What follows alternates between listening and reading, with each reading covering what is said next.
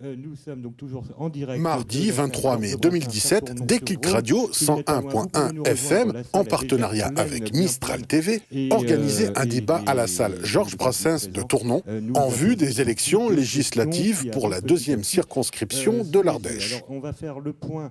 9 des 11 candidats ont répondu présents à cette invitation pour développer les raisons de leur engagement et répondre aux questions du public venus très nombreux.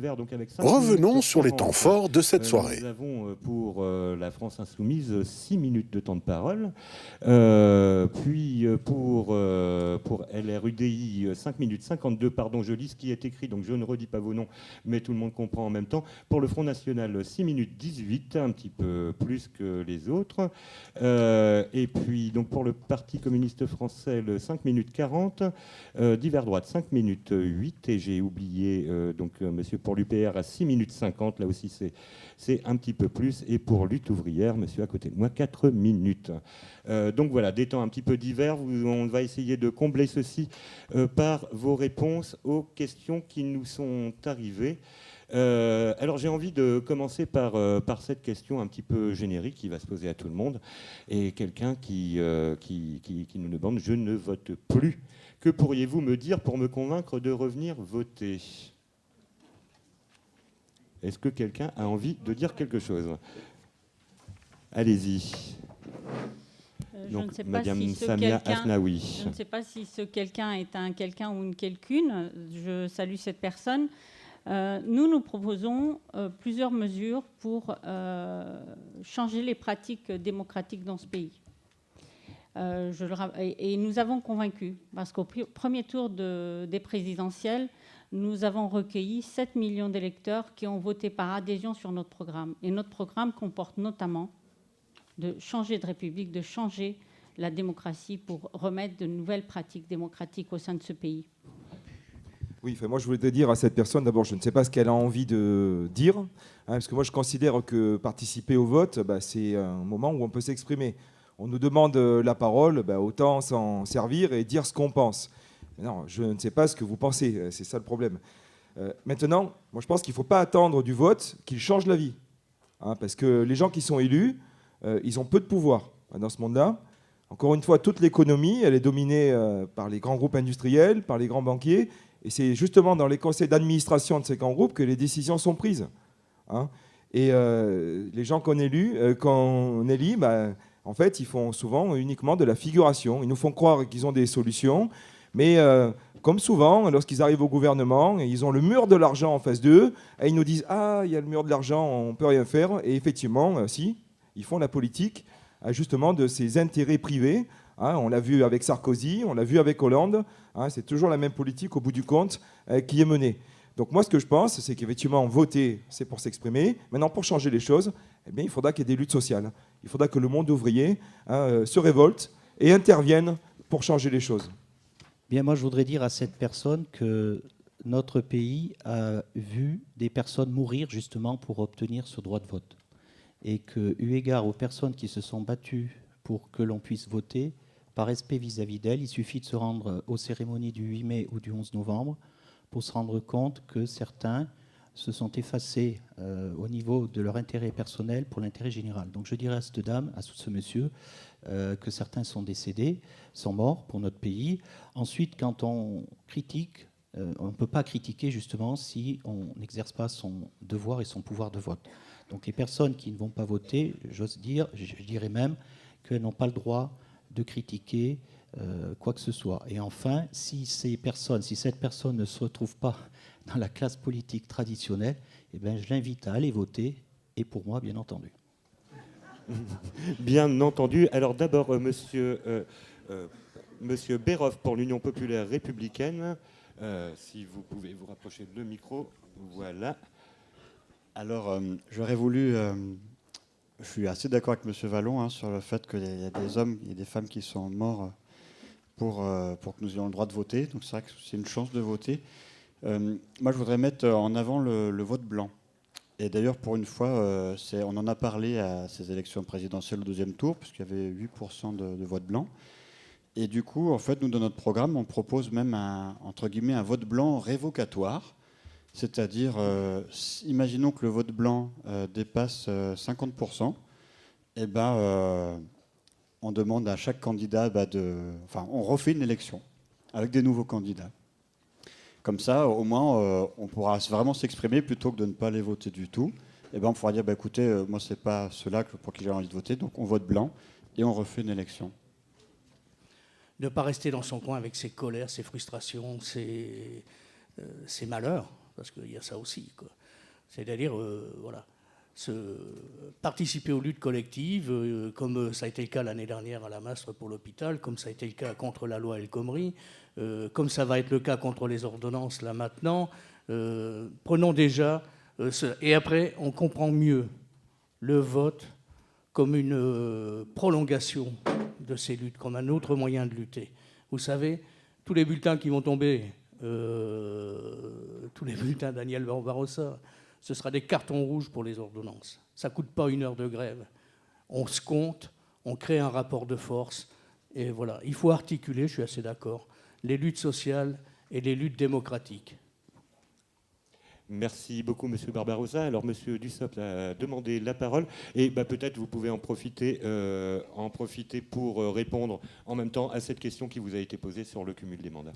Sur la question de l'envie de voter ou de l'envie de ne pas voter, justement, c'est une question qui revient souvent et on peut aussi comprendre que parfois, face aux difficultés que l'on rencontre, il y a un sentiment d'impuissance de l'action publique, au-delà de la classe politique, mais de l'action publique. Et malgré tout, je pense que ça reste une formidable occasion de donner son avis. Et la diversité du choix qui est proposé, dans cette élection comme dans les autres, est aussi l'occasion de donner un avis et de peser dans les décisions futures en faisant entendre sa voix. Et je pense plutôt utile de rappeler cette possibilité de s'exprimer, et cette chance finalement que nous avons, plutôt que de dire que ça serait un devoir absolu, au risque d'ailleurs de culpabiliser, même si personne ne néglige l'histoire de la démocratie en France et des modalités dans lesquelles l'acquisition du droit de vote a été possible pour les hommes, et encore plus récemment d'ailleurs pour les femmes, puisqu'il faut rappeler que ça fait moins d'un siècle. Sur la question du cumul, c'est effectivement un texte que nous avons voté, que j'ai voté, qui s'applique à partir du 31 mars, depuis le 31 mars dernier, et qui dit de manière précise que les parlementaires, députés, sénateurs et députés européens, ne pourront plus cumuler un mandat parlementaire avec une fonction exécutive locale, que ce soit de conseiller délégué, d'adjoint ou de maire, de conseiller délégué, de vice-président, de président, de région, de département ou d'intercommunalité. Et la date d'application, au 31 mars, dit que ce texte s'applique à partir de chaque nouvelle élection organisée à partir du 31 mars. Et donc les députés, en tout cas les maires et tous ceux qui ont un exécutif, qui seront élus députés les 11 et 18 juin, auront 30 jours, pas un de plus, pour se démettre ou à défaut être démis par le préfet de leurs fonctions exécutives. Et nous avons prévu dans la loi qu'il n'y ait pas de coup de Trafalgar. Avant, il y avait un certain nombre de titulaires qui se faisaient élire parce qu'ils savaient que dans le territoire où ils étaient, leur chance était maximale, et qui, sitôt élus le lendemain, démissionnaient pour permettre à leurs suppléants ou leurs suppléantes de siéger.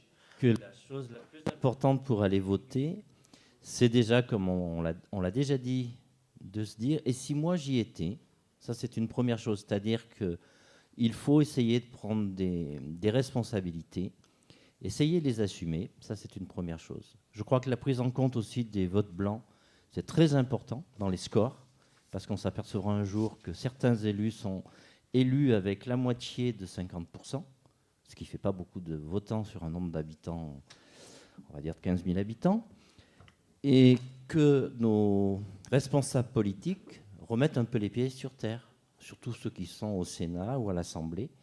Quand on entend des personnes qui disent « avec 8 000 € par mois, je n'arrive pas à mettre d'argent de côté », je crois qu'il y a de quoi partir en courant et dire « je ne suis pas de ce monde, les gens ne savent pas, ils ne sont pas comme moi ».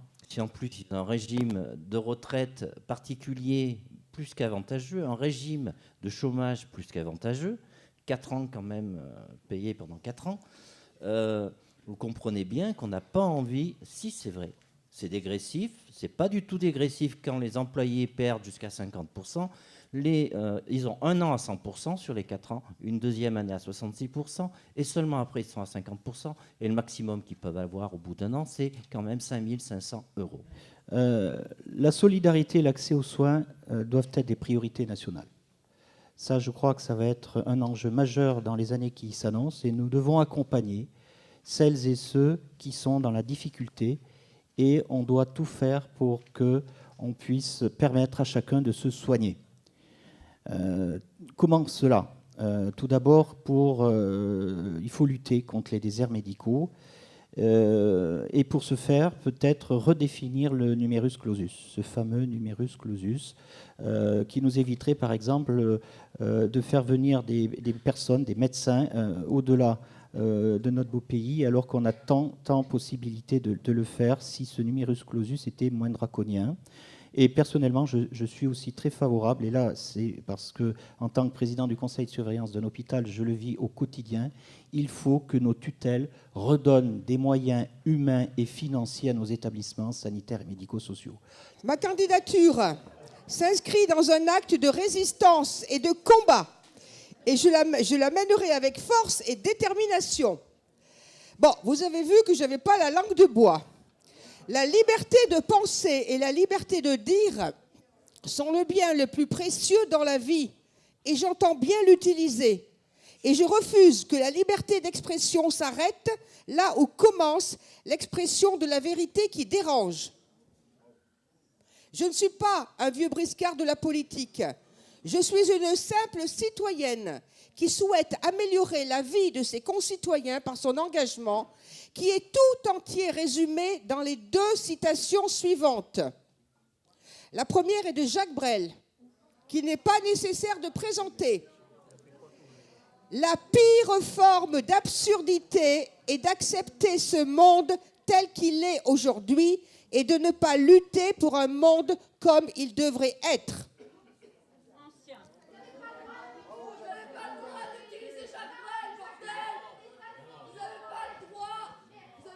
S'il vous plaît.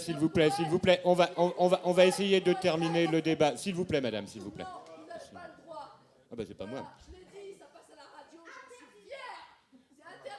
Voilà, donc alors il faut faire le commentaire radio parce qu'on reste à la radio. Donc voilà, une spectatrice n'est pas d'accord avec l'utilisation de Jacques Brel. Bon, continuez, madame. Non, si l'on en croit cette dame, tous les auteurs, les chanteurs qui ont été plébiscités, il faut faire fi de tout ça.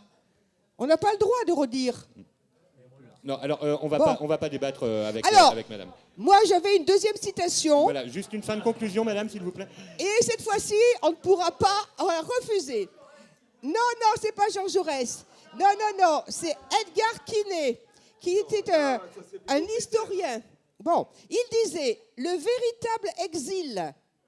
véritable exil n'est pas d'être arraché de son pays, c'est d'y vivre et de n'y plus rien trouver de ce qui le faisait aimer.